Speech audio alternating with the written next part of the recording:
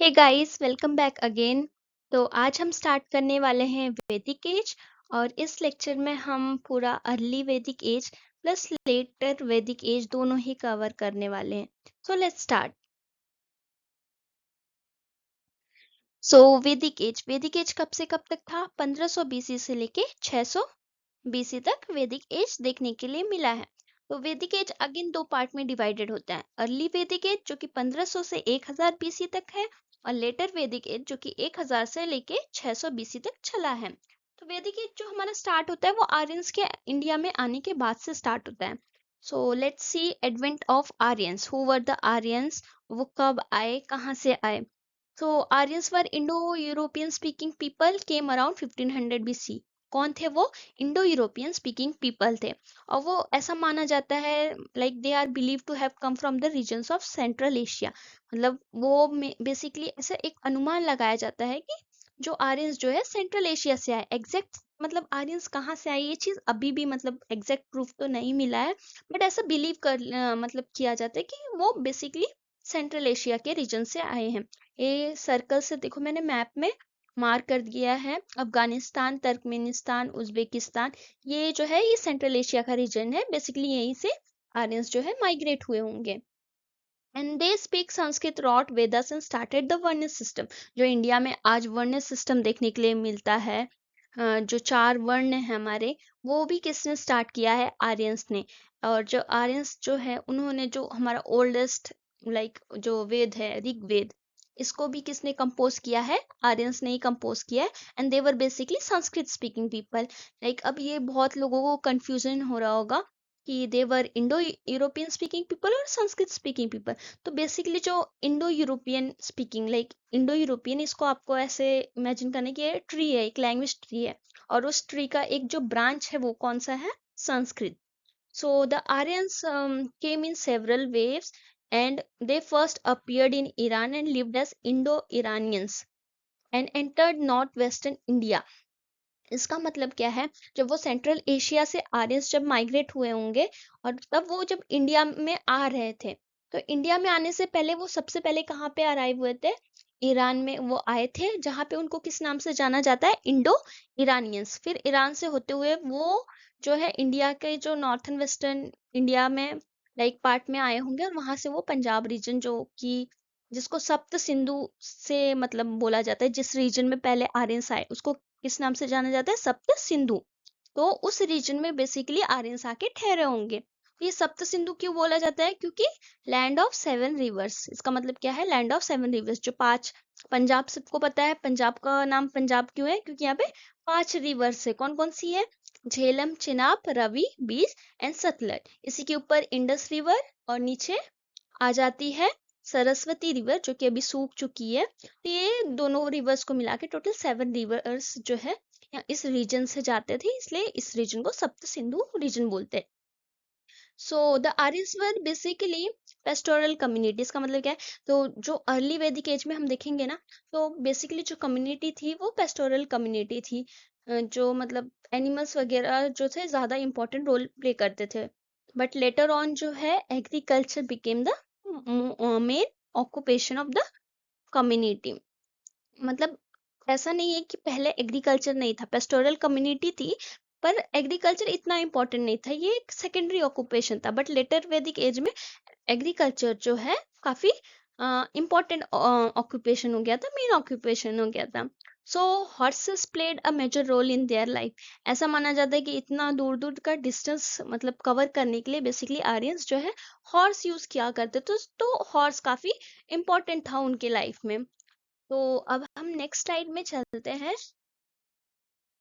तो आगे पढ़ते हैं ओरिजिन्स ऑफ आर्यंस। तो ओरिजिन्स ऑफ आर्यन के ऊपर कुछ थेरीज लिखी गई है, जिसमें से जो मोस्ट एक्सेप्टेड थेरी वो मैक्स मुलर की थेरी है, जिसमें बताया जाता है आर्यंस जो है सेंट्रल एशिया से आए हैं। बाकी जो थेरीज है जैसे इंडिजिनियस थेरी, जिसमें बताया गया है जो आर्यंस जो है इंडियंस ही थे। और बाल गंगाधर तिलक जी की एक थ्योरी है, जिसमें मतलब बोलते हैं कि जो आर्यंस जो है आर्कटिक रीजन से आए हैं। उन्होंने एक मतलब अपनी बुक भी वो की है, the Arctic home in the Vedas, जिसमें उन्होंने लाइक आर्कटिक रीजन से आर्यंस बिलोंग करते हैं इस चीज को मेंशन किया है। तो लेकिन तीनों थ्योरीज है, बट जो मैक्स मुलर की थ्योरी है मोस्ट एक्सेप्टेड है। और आर्यंस जो है मतलब बिसाइड इंडिया वो और भी जगह पे मतलब एग्जिस्ट करते थे। तो वो जो एक्सटर्नल एविडेंसेस है वो देखते कि आर्यंस कहाँ पे एग्जिस्ट करते थे आउटसाइड इंडिया। तो एक है वोगास कोई इंस्क्रिप्शन जो कि टर्की में है, जिसमें मतलब ऐसे जो गॉड के नेम्स ऐसे मतलब मेंशन हुए हैं, जैसे इंद्र वरुण। मतलब तो इससे मतलब कनेक्ट कर सकते हैं कि हाँ may be Aryans existed there also. क्यों? क्योंकि हमारे यहाँ पे भी इंद्र वरुण गॉड है, और वहां पे भी बोस कोई इंस्क्रिप्शन पे भी ये गॉड मेंशन थे। तो may be Aryans existed over there also. Next आता है एक टेक्स्ट आता है ईरानियन टेक्स्ट, जैन अवस्था करके। इसमें भी मतलब कुछ शब्द जो है जो इंडिया में यूज करते हैं वो शब्द जो है जैन अवस्था के जो टेक्स्ट है उसमें भी सेम मिले हैं। जैसे एग्जांपल आर्या, हमारे यहाँ पे भी आर्या मतलब भाई, और वहां पे भी लाइक आर्य जैसे ऐसे वर्ड यूज हुए हैं। मितानिन इंस्क्रिप्शन जो है इसमें भी कुछ गॉड के नेम मेंशन है। कसाइट इंस्क्रिप्शन जो भी ये भी है। तो ये कुछ एक्सटर्नल एविडेंसेस है जो कि which shows that Aryan existed outside India. So when Aryans came like Aryans were not, मैंने बोला कि वो वेव्स में आए, एकदम कलेक्टिवली वो नहीं आए। तो जो आर्यंस थे वो कुछ मतलब ऐसे डिवाइडेड थे कुछ ट्राइब में, छोटे छोटे ऐसे ट्राइब में, जिनको हम क्या बोलते हैं जना। तो कुछ इम्पोर्टेंट जैसे पंच जना जो था एक कुछ मतलब 5 ट्राइब का लाइक इम्पोर्टेंट कुछ इम्पोर्टेंट ट्राइब्स थे, जिसमें से भरता tribe was the most powerful tribe. Other tribes जो इम्पोर्टेंट थे like Puru, Yadav, Turvashu, Anu, and like these were the most important tribes. Other than जो आर्यंस, जो नॉन आर्यन पीपल थे, उनको क्या कहते थे? दासास एंड दस्यूस। तो यहीं पे जब आर्यंस आए तो मतलब कुछ एक जो है मतलब बैटल का मेंशन है, जो 7th मंडला है ऋग्वेदा में, उसमें एक मतलब बैटल ऑफ 10 किंग का मेंशन है। तो ये जो उसको 10 राजन युद्ध भी बोलते हैं। तो ये कहाँ पे हुआ था? रिवर रावी के किनारे पे हुआ था। तो ये जिन दो लोगों में हुआ था, जैसे जो विनर साइड थी वो किंग शुदास थे, जिनको लीड किसने किया था? वशिष्ठ ने। और वो जो है भरता ट्राइब से बिलोंग करते थे, और उन्होंने बैटल जीत ली थी। जो अपोजिंग साइड थी वो एक्चुअली एक कॉन्फिडरेशन थी 10 किंग का, जिसमें से 5 आर्यंस थे जैसे पुरु, यादव, ये, और 5 नॉन आर्यंस थे, एग्जाम्पल दासाज एंड दस्यूज, जिनको सपोर्ट किया था विश्वामित्र ने। तो जो रिजल्ट था उसमें जो जो भरता ट्राइब है वो जीत गई थी, और वो बहुत ज्यादा मतलब पावरफुल ट्राइब बन चुकी थी, और बाकी ट्राइब जैसे थोड़ी सी कमजोर पड़ गई थी। तो एक्चुअली ये ट्राइब हुआ क्यों? तो बेसिकली मतलब 2-3 रीजन है, जैसे कि पॉलिटिकल राइवलरी, जो मतलब भरता ट्राइब था वो बहुत पावरफुल होते जा रहा था, and other tribes felt threaten, so may be ये जो है बैटल हुआ है। कॉन्फ्लिक्ट्स ऑफ प्रिस्ट, मतलब जो अर्लियर जो प्रिस्ट थे वो विश्वामित्र थे, जिनको रिप्लेस करके वशिष्ठ आ गए। तो इसीलिए जो विश्वामित्र जो थे उन्होंने ये कॉन्फिडरेशन बनाया 10 किंग का, और ये बैटल लीड किया था। सो ये भी एक रीजन हो सकता है। यहाँ पे जो भरता ट्राइब था वो मोस्ट इम्पोर्टेंट था, और जो हमारे कंट्री का भारतवर्ष नाम है वो भी भरता ट्राइब से ही लिया गया है। जो भरता ट्राइब है वो उन्होंने मतलब कि हाथ मिला लिए थे किससे? पुरुष से, मतलब पुरुष अपोजिंग जो साइड थी उसमें से एक इम्पोर्टेंट ट्राइब था, और इन्होंने दोनों ने मिलके एक न्यू रूलिंग ट्राइब बनाई जिसका नाम क्या था? कुरुश। एंड देन जो कुरुश थे उन्होंने किससे हाथ मिलाया? वो कंबाइन हो गए पंचाला से। सो पंचालस में इसके साथ कंबाइन होके उन्होंने रूल किया गंगेटिक प्लेन, जिसको हम बोलते हैं यमुना गंगा डोब के किनारे पे इन्होंने लेटर वैदिक टाइम में रूल किया है, और काफी इम्पोर्टेंट रोल प्ले किया है। तो नेक्स्ट स्लाइड में हम चलते हैं, वेदास वगैरह पढ़ते हैं। तो वेदास, सो कितने वेद है टोटल? 4 वेद है। कौन कौन से? ऋग्वेद, सामवेद, यजुर्वेद एंड अथर्ववेद। जो वेदास है इनको क्या बोलते हैं? श्रुति। श्रुति क्यों बोलते हैं इनको? क्योंकि ये ओरली पास्ड हुए हैं एक जनरेशन से दूसरे जनरेशन में, इसलिए इनको क्या बोलते हैं? श्रुति। और इनको क्या बोलते हैं? अपौरुषेय। अपौरुषेय मतलब something which is not created by man, but gifted by the gods, मतलब कि जो वेदास है ये डिवाइन है, गॉड ने इन्हें गिफ्ट किया है, ना कि मैन ने इन्हें क्रिएट किया है। वेदास आर ऑल्सो कॉल्ड नित्या, नित्या इसलिए करते हैं क्योंकि ये इटर्निटी तक चलने वाले, इटर्निटी मतलब अनंत काल तक, मतलब वेद कब तक रहेंगे, अनंत काल तक। जो वेद है, चार वेद है, अगेन जो है ये चार पार्ट्स में डिवाइडेड है, जैसे ऋग्वेद, ऋग्वेद के अगेन चार पार्ट्स में डिवाइडेड है। Samaveda, it is also divided into 4 part. तो इस तरीके से जो हमारे वेद है वो अगेन 4 पार्ट्स में डिवाइडेड है। कौन से 4 पार्ट्स? संहिता, ब्राह्मणास, आर्यंका एंड उपनिषद, जिसको वेदांता भी बोलते हैं। सो संहिता, संहिता क्या है? It is the collection of hymns, collection of hymns को और क्या बोलते हैं? सुक्ता, या फिर बोल सकते हैं it is the collection of hymns, mantras and prayers. Example के लिए मैत्रानी संहिता जो है, ये एग्जाम्पल है संहिता का। जो मैत्रानी संहिता है इसमें मतलब एक बात बताई गई है कि जो लाइफ में जो सबसे मोस्टली एविल थिंग है, जैसे वो कौन सी है? सबसे पहले तो शराब है, वुमेन है and dice. So these are the 3 evil things of life, किसमें मेंशन्ड है? मैत्रेयानी संहिता में। Next coming to Brahmanas, Brahmanas किससे डील, मतलब क्या बताते हैं? ये रिचुअल एंड सेक्रीफाइसेस से डील करते हैं। सो एग्जाम्पल के लिए Shatapatha Brahmana, the oldest and the largest Brahmana, and then Taittiriya Brahmana जो कि थ्योरी बताता है डिवाइन ओरिजिन ऑफ किंगशिप के बारे में, एंड देन ऐत्री ब्राह्मण। जो ऐत्री ब्राह्मण है, मतलब इसमें जो है लेटर वैदिक एज में हम देखते हैं कि जो वुमेन्स की कंडीशन थी इट वाज डिटोरिएटेड, मतलब क्वाइटली डिटोरिएटेड, मतलब अनलाइक अर्ली वैदिक में वुमेन्स के पास लाइक वुमेन्स को जो स्टेटस था वो काफी अच्छा था, बट बाद में लेटर वैदिक एज में वुमेन का स्टेटस जो है या फिर कंडीशन खराब हो गया था comparing too early Vedic as. तो इस सब का प्रूफ कहाँ से मिलता है? तो ये मतलब एक प्रूफ है ऐत्री ब्राह्मण, जिसमें बताया गया है daughter is source of miseries but son is protector of family. इसका मतलब क्या है कि जो डॉटर है, जितनी भी समस्या की जड़ है वो एक लड़की होगी, और जो बेटा होगा घर का वो प्रोटेक्टर होगा फैमिली का। सो कमिंग टू आर्यंका, आर्यंका किससे डील करता है? It is kind of forest text and it is basically for the hermits and sages who are living in forest. जो मतलब हर्मिट्स हैं या फिर जो भी साधु संत है जो जंगलों में रहते हैं उनके लिए ये आर्यंका है।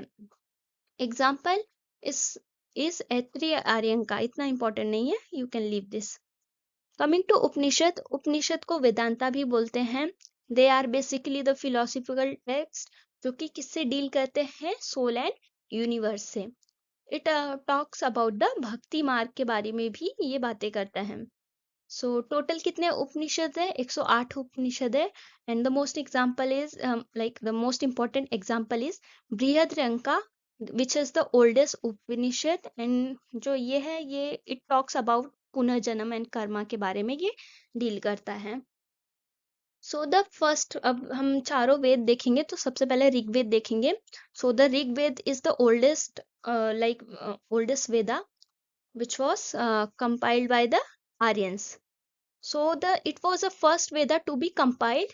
और ये ऋग्वेदा किसके? Collection of lyrics. जैसे हम बाद में देखेंगे कि सामवेद लाइक ये म्यूजिकल बुक है, म्यूजिकल टेक्स्ट है, तो इस तरीके से सारे वेद है। तो ऋग्वेद किसका टेक्स्ट है? Like it is the collection of lyrics. It is made up of 10 मंडलास। इसमें कितने टोटल मंडलास है? 10 मंडला है, जिसमें से जो 2 to 7 मंडलास है ये सबसे पहले क्रिएट थे। टोटल 1028 हाइम्स है और टोटल 10,600 वर्सेस है। और जो इसकी हाइम्स है वो कौन रिसाइट करता है? Recited by the Hotri. Gods, जो ऋग्वेदा में जो गॉड मेंशन्ड है, फॉर एग्जांपल इंद्र और पुरंदर। इंद्र और पुरंदर कौन थे? डिस्ट्रॉयर ऑफ वॉर या फिर गॉड ऑफ वॉरियर उनको माना जाता था। एक जो ऋग्वेद का जो 9th मंडल है उसमें एक सोमा जो प्लांट गॉड के बारे में मेंशन्ड है।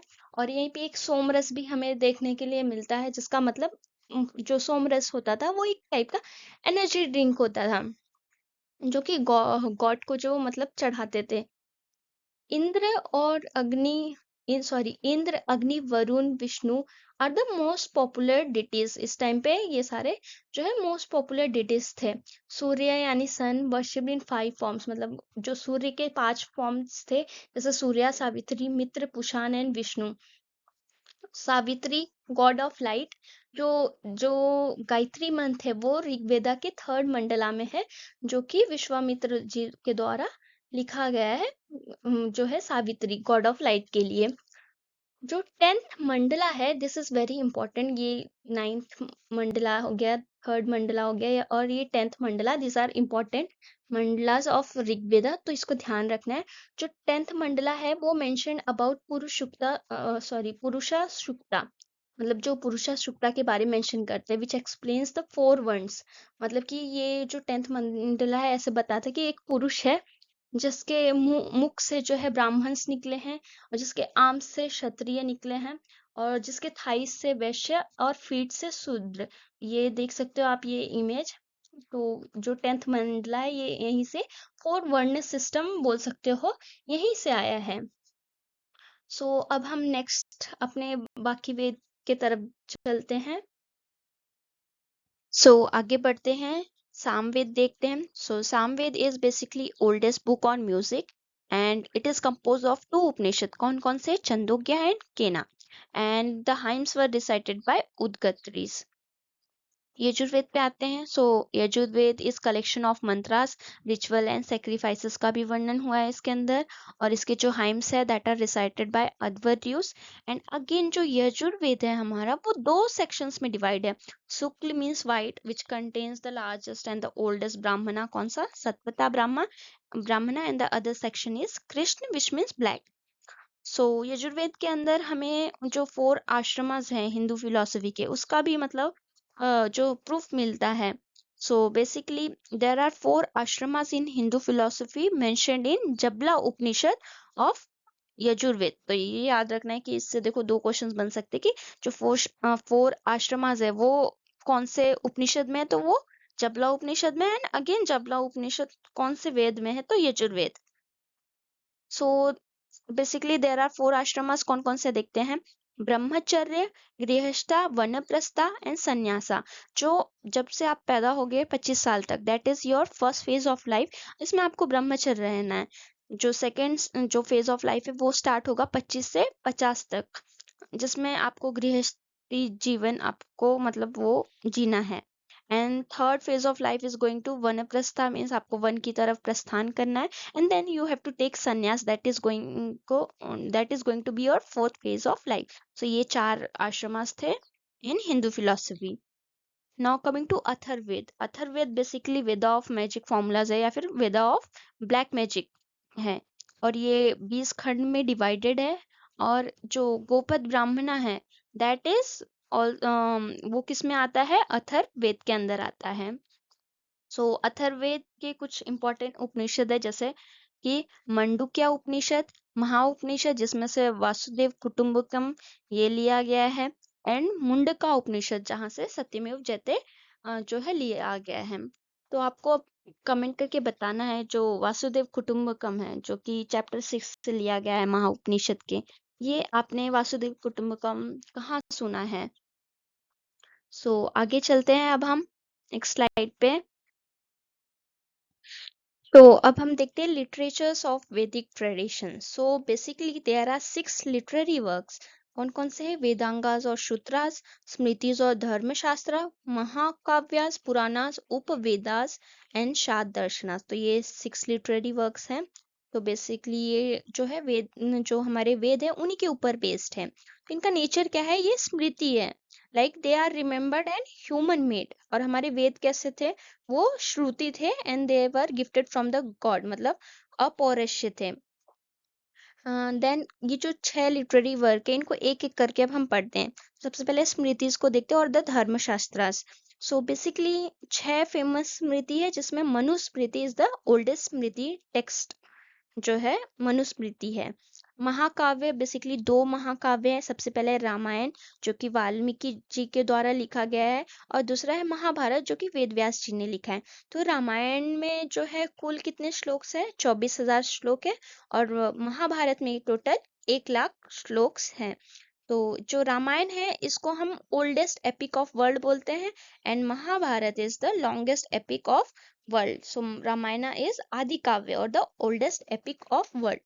महाभारत के कुछ इंपॉर्टेंट चीज मतलब इंपॉर्टेंट चैप्टर्स देख लेते हैं, जैसे कि जो भीष्म पर्वन है वहां से ही भगवत गीता एक्सट्रैक्ट किया गया है। And the Shanti Parvan is the largest chapter of Mahabharata. Coming to Purana, so जो पुराण है हमारे टोटल 18 पुराण है, फेमस पुराण है, जिसमें से मत्स्य पुराण जो है ओल्डेस्ट पुरानिक टेक्स्ट है। तो कुछ वहाँ मतलब कुछ टूल्स बनाए गए ताकि हम जो वेद है हमारे उसको अच्छे से अंडरस्टैंड कर सके। सो उसको क्या बोलते हैं हम, Vedangas. So Vedangas are basically they are the tools to understand Vedas. So total 6 Vedangas है। पहला है शिक्षा, दूसरा है कल्पसूत्र, तीसरा है व्याकरण और the grammar, and the fourth is Nirukta, fifth is Chhanda, and the sixth is Jyoti. So Shiksha means phonetics और प्रोनाउंसिएशन। सो इसका जो ओल्डेस्ट टेक्स्ट है on phonetics that is Pratishakhya is the oldest text on phonetics. Kalpasutras में रिचुअल एंड प्रैक्टिसेस से deal करता है। Vyakarana means grammar, Ashtadhyayi by Panini is the oldest grammar of the world. ये याद रखना इंपॉर्टेंट है, Ashtadhyayi by Panini. Nirukta means etymology और the study of word. So इसके अंदर एग्जांपल्स जैसे कि oldest word collection of the world कौन सा है, Nighantu. And the oldest dictionary of the world example क्या है उसका, Nirukta. So Nighantu, Nirukta and Ashtadhyayi by Panini, ये तीनों एग्जांपल इंपॉर्टेंट है, इसको याद रखना है। छंद which deals with poetic matters, example छंद सूत्र बाय पिंगल। ज्योति लाइट वगैरह से, वेदांगा ज्योतिषा by Lagadha Muni is the oldest Jyotisha text. So next slide में अब हम चलते हैं और आगे के टॉपिक्स देखते हैं। सो हमने 6 लिटरेरी वर्क में से 4 लिटरेरी वर्क देख लिए हैं। कौन कौन से देखे हैं हमने, स्मृतिस, महाकाव्य, पुराण एंड वेदांगास। और अब हम देखेंगे उपवेदास एंड शादर्शना के बारे में हम पढ़ेंगे। सो उपवेदास, कौन कौन से उपवेदास है, एक है आयुर्वेदा, गंधर्व वेदा, धनुर्वेदा एंड शिल्पवेद। सो आयुर्वेदा किस में मेंशन्ड है, ऋग्वेदा से एसोसिएटेड है। गंधर्व वेदा सामवेद से। धनुर्वेदा जो कि आर्चरी या फिर जो धनुष बाण वगैरह उससे हम डील करते हैं, किससे एसोसिएटेड है, यजुर्वेद से। शिल्पवेद और the Atharvaveda science of craft and wealth बोलते हैं, ये अथर्ववेद से रिलेटेड है। तो ये कुछ नीचे वर्ड्स हैं, इनको देख लेना, जो कि धनुर्वेदा से रिलेटेड है। Coming to Shad Darshanas, so total 6 school of Indian philosophy known as Shad Darshanas. हमने मतलब कितने आश्रम्स देखे थे यार, 4 आश्रम्स ऑफ हिंदू फिलोसफी देखे थे, किसके अंदर थे, जबला उपनिषद के अंदर। अब हम देखेंगे 6 स्कूल जो कि इंडियन फिलोसफी से, इंडियन फिलोसफी के 6 स्कूल्स को हम देखेंगे, which are also known as शाद दर्शना। इन 6 स्कूल को हम शाद दर्शनास बोलते हैं। सो सबसे पहले है सांख्या और the this is the oldest of all. Founder कौन थे, कपिला। योग दर्शना पतंजलि, न्याय दर्शना बाय अक्षपदा गौतमा, ये इनके फाउंडर्स है। एक तरफ ये स्कूल्स हैं एंड एक तरफ उनके फाउंडर्स हैं। वैशेषिका बाय उलुका कन्नडा, पूर्व मीमांसा बाय जैमिनी एंड उत्तर मीमांसा और द वेदांता बाय भद्रियंका। तो ये 6 स्कूल्स ऑफ इंडियन फिलोसफी है, इसको देख लेना है एंड ये उपवेदास को भी देख लेना है। सो आगे चलते हैं अब हम। तो अब तक हमने एडवेंट ऑफ आर्यंस पढ़ा, 4 वेद पढ़े एंड अगेन जो हमारे 4 वेद थे, 4 पार्ट में डिवाइडेड थे, संहिता, आर्यंका, उपनिषद एंड ब्राह्मणा। उसके बाद हमने कुछ लिटरेरी टेक्स्ट देखे जो कि वेदास के ऊपर ही बेस्ड थे, जैसे कि महाकाव्य, स्मृति, पुराण, वेदांगास, उपवेदास एंड शाद दर्शना। अब आगे हम पढ़ने वाले अर्ली वैदिक एज और लेटर वैदिक एज। तो इसके अंदर जो अर्ली वैदिक एज से स्टार्ट करते हैं। सो अर्ली वैदिक एज को ऋग वैदिक एज से भी नाम से जाना जाता है। तो इसके एक एक करके हम सोसाइटी, ज्योग्राफिकल एरिया, रिलीजन, ये सब कुछ देखने वाले हैं। सो ज्योग्राफिकल एरिया की बात करें तो जो आर्यंस थे वो कहाँ पे कन्फाइंड थे, सप्त सिंधु के अराउंड या फिर 7 रिवर्स के अराउंड। और जैसे हिमवंत, मुंजवट, ये भी मतलब ये भी वर्ड्स देखने के लिए मिले हैं। जो 7 रिवर्स थी वो कौन कौन सी थी वो देख लेते हैं। इंडस, जिसका ऋग्वेदिक नेम्स आर इम्पोर्टेंट, सो इस पे ध्यान देना है। इंडस का ऋग्वेदिक नेम क्या था? सिंधु, झेलम, विटास्था, चेनाब, अस्किनी, रावी, पारुशनी। पारुशनी रिवर पे ही क्या हुआ था? Battle of ten king.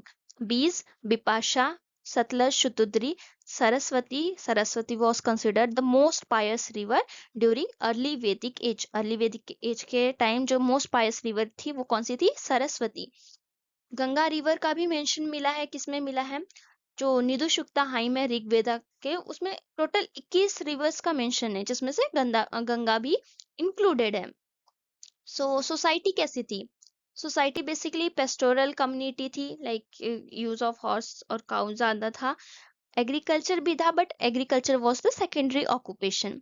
तो सोसाइटी टोटली 4 वर्ण में डिवाइडेड थी, और ये जो वर्ण सिस्टम था हेरिडिटरी नहीं था, and it was based on the profession. मतलब जो लोग जो भी काम करेंगे उस हिसाब से उनका वर्ण डिसाइड होगा, ये नहीं कि लाइक राजा का बेटा राजा, इस टाइप से कुछ नहीं था। सो during this time there was no child marriage and widow remarriage was allowed, called उसको क्या बोलते हैं, नोन एज नियोग्या। जो गोमत मीन्स वेल्थी पीपल, जिन भी लोगों के पास गाय वगैरह होगी उनको वेल्थी कंसिडर किया जाएगा। Cows were consider Aghanya, and जो बैटल ऑफ काउ हुआ करते थे जिसको गविष्ठी से, Gavishti means battle of cows. Coming to religion, religion कैसा था? नेचुरलिस्टिक पॉलिथिज्म ना, मतलब ये जो लोग थे नेचर का वर्शिप करते थे, एनिमल्स के। और इस टाइम पे आइडियल वर्शिप देखने के लिए नहीं मिला था। लेटर वैदिक एज जब हम पढ़ेंगे तो हम देखेंगे वहां पे आइडियल वर्शिप था, बट यहाँ पे सिर्फ नेचर और एनिमल वर्शिप हुआ करता था। कुछ इंपॉर्टेंट डिटेल्स है, जैसे पृथ्वी, वायु, सोमा, सावित्री, रुद्र जो कि प्रोटेक्टर ऑफ कैटल है, Aditi mother of Indra, and then Indra का दूसरा नाम क्या है? Purandar. He was considered as the destroyer of forts and lord of plough. Like Indra, इस टाइम पे इंद्र जो है काफी इंपॉर्टेंट गॉड मतलब माने जाते थे। अग्नि वॉज द इंटीमीडिएट गॉड। तो पॉलिटी देख लेते हैं, पॉलिटी कैसे थे? रैंकिंग ऑफिसर्स, जो पुरोहिता, जो प्रिस्ट जो है वो पुरोहित हुआ करते थे, सेनानी, आर्मी चीफ। ग्रामीणी, विलेज हेड को क्या बोलते हैं? ग्रामीणी। तो कैसा था? जो कुला means families together form village, जिसको क्या बोलेंगे? ग्रामा। तो ये देख सकते हैं, जो कुलास है, कुलास मीन्स फैमिली, और इसका हेड कौन था? कुलप्पा। और कुलास जो फैमिलीज मिलके क्या बनाएंगे? विलेज बनाएंगे, जिसको क्या बोलते हैं? ग्रामा, और इसका हेड कौन है? Gramani. And village will together form clans, जिसको बोलते हैं विशा, और उसके हेड होंगे Vishpati. And then the clans together will make Jana, and जिसके हेड कौन होंगे? गोपा और Gopati. And then the Jana together will form Rashtra और द कंट्री, जिसके हेड कौन होगा? Rajan will be the head of the Rashtra. तो ये कुछ उस टाइम पे सभा हुआ करती थी, लाइक कुछ इम्पोर्टेंट डिसीजन वगैरह लेने के लिए जो सभा था उसका काफी इम्पोर्टेंट रोल था। तो कौन कौन से सभा थे वो एक बार देख लेते हैं। जैसे सबसे पहले है सभा, समिति एंड विधाता। ये 3 टाइप के लाइक असेंबलीज हुआ करती थी। तो सभा के अंदर कौन कौन से मेंबर्स थे? जैसे जो भी नोबल्स और एल्डर कम्युनिटी थी, और वुमेन्स भी इंक्लूडेड थे। लेटर वैदिक एज में देखेंगे कि जो वुमेन्स की कंडीशन है वो काफी खराब हो गई थी, womens were not included in Sabha और Samiti. But this time in early Vedic age में womens were also part of the community. So जो भी है प्रिविलेज, सो सभा में प्रिविलेज्ड जो भी नोबल्स एंड एल्डर्स कम्युनिटी होगी प्लस सम वुमेन्स, और इसका रोल क्या होता था? Advisory and judicial. Next coming to Samiti, Samiti में जो कॉमन पीपल का ये सभा हुआ, सॉरी ये कॉमन पीपल की असेंबली हुआ करती थी, और इसमें भी वुमेन्स पार्ट ले सकती थी। ये इनका रोल क्या था? पॉलिटिकल या फिर किंग इलेक्शन के लिए ये काम करते थे। विधाता, विधाता में सारे मैन वुमेन्स वर इंक्लूडेड, और ये बेसिकली रिलीजियस पर्पस के लिए वर्क करती थी। जो पॉलिटी थी वो इलेक्टिव मोनार्ची थी, लाइक मतलब कि डायरेक्टली किंग जो है डायरेक्टली राजा बन जाएगा ऐसे कुछ नहीं था। जो ये सभा समिति ये मिलके कहीं ना कहीं जो किंग को इलेक्ट किया करते थे, so it was kind of elective monarchy थे। और इस टाइम देखा हमने कि वुमेन्स के जो कंडीशन थी काफी बेटर थी। नेक्स्ट स्लाइड में चलते हैं। सो अर्ली वैदिक एज के इकोनॉमिक्स देख लेते हैं। तो मैंने बताया आर्यंस जो कैसे थे, पेस्टोरल कम्युनिटी थे, so they were nomadic and agriculture was secondary activity. उस टाइम पे जो है tigers were not known, tigers नहीं थे, मतलब लोगों को टाइगर के बारे में नहीं पता था। And they were not familiar with cat and camel, से भी वो फेमिलियर नहीं थे। Coins were not known at that time. और जो एक बेसिकली ना जो आर्यंस जो थे, मीन्स अर्ली वैदिक एज के जो पीपल्स थे, दे वर एक्सपर्ट इन सर्जरी, है ना, हर्ब्स, चार्म, स्पेल, इन सब में काफी वो एक्सपर्ट थे। ऑक्रे कलर्ड पोट्री यूज हुआ करती थी। जब हम लाइक आगे देखेंगे कि लेटर वैदिक एज में देखेंगे तो प्रिंटेड ग्रेवेयर्स जो है यूज होते थे, बट इस टाइम जो अर्ली वैदिक एज में है ochre coloured potteries were use. So coming to later Vedic age, कब से कब तक था? 1000 से लेके 600 बीसी तक था। और अर्ली वैदिक एज कब से था? 1500 से लेके 1000 बीसी तक अर्ली वैदिक चला, और उसके बाद 1000 से लेके 600 बीसी तक लेटर वैदिक एज चला। सो जो अर्ली वैदिक एज में Rigveda was compiled, and later Vedic age में जो अदर थ्री है, Yajurveda, Atharvaveda, Samaveda, they were compiled. So in this age iron was use for the first time. तो ये एज काफी इंपॉर्टेंट हो जाता है क्योंकि आयरन पहली बार यूज हुआ था। तो जो ये लेटर वैदिक एज में हम देखते हैं कि there were three broad divisions of India. जो इंडिया है ब्रॉडली 3 पार्ट में डिवाइडेड था। एक था Aryavarta, northern India, Madhya Desha, central India, and Dakshinapatha, southern India. Political organisation की बात करें तो पॉलिटिकल ऑर्गेनाइजेशन जो है सेंट्रलाइज था। लाइक लार्ज किंगडम और स्टेट वगैरह, स्टेटली सिटीज वगैरह आ चुके थे, और किंग जो थे काफी पावरफुल हो गए थे और हेरिडेटरी। अर्ली वैदिक एज में देखा था किंग जो भी है इलेक्ट, लाइक इलेक्शन के थ्रू, लाइक जो सभा समिति वो इलेक्ट करेंगे किंग को। बट नाउ किंग जो है काफी पावरफुल हो गया और हेरिडेटरी हो गए। लाइक वो जो राजा है उसका बेटा भी अगेन राजा बनेगा, इस टाइप से हो गया था। सो टाइटल्स लाइक सम्राट या फिर यूनिवर्सल रूलर, एक रथ, सोल रूलर, इस ऐसे टाइटल्स यूज हुए थे किंग के लिए। वुमेन्स का स्टेटस एकदम डिक्लाइन हो गया था, और gotra system emerge, this point you have to remember, gotra system emerge during the later Vedic period. तो जो सभा समिति एंड विधाता, इसका क्या हुआ? तो जो ये सभा जो है now it is dominated by the Brahmans and no womens were included. Samiti mostly इसमें मेंस थे, and again womens are not allowed. And then Vidhata, Vidhata was completely disappeared during later Vedic age. Economics की बात करें तो इकोनॉमिक्स कैसी थी? जो लाइक अर्ली वैदिक एज में नोमैडिक पीपल थे, but in later Vedic age में एग्रीकल्चर बेस्ड इकोनॉमिक थी। क्रॉप्स जैसे कि राइस, बार्ले, वीट, ये सब कुछ लाइक ग्रो हुआ करते थे। यहाँ पे पीपल्स को मैन्योर के बारे में भी पता था। मैन्योर सबको पता है, ऑर्गेनिक, जो ऑर्गेनिक फर्टिलाइजर्स हैं वो भी जानते थे लोग। लैंड जो है इस टाइम पे जो है, पहले कैटल्स जो है इम्पोर्टेंट, काऊ, हॉर्स, ये सब एक इम्पोर्टेंट रोल प्ले किया करते थे, but now land become more valuable then cows. कुछ मेटल्स का भी मेंशन हुआ है, जैसे आयास, आयास बेसिकली मींस मेटल। अब वो कॉपर भी हो सकता है या फिर आयरन मेटल भी हो सकता है। मेटल्स के कुछ मेंशंस मिले हैं। नाउ दिस टाइम जो पहले ऑक्रे कलर्ड पोट्री यूज होती थी, नाउ प्रिंटेड ग्रे वेयर्स जो है ये यूज होना स्टार्ट हो गए थे। रिलीजन की बात करें तो अर्ली वैदिक एज में आइडल वर्शिप देखने के लिए नहीं मिली थी, but in later Vedic age जो है idol worship gain importance. Animal sacrifice जो है ना, जो जानवर थे उनका सेक्रीफाइस इंक्रीज हो गया इस पीरियड में। नेचर गॉड जैसे कि इंद्र, अग्नि, इन्होंने अपनी importance, like they were now not to important. New gods like emerge, like the Rudra, Prajapati, creator of the universe, जिनको लेटर ब्रह्मा जी के नाम से जानते हैं, बिकम मोर इम्पोर्टेंट।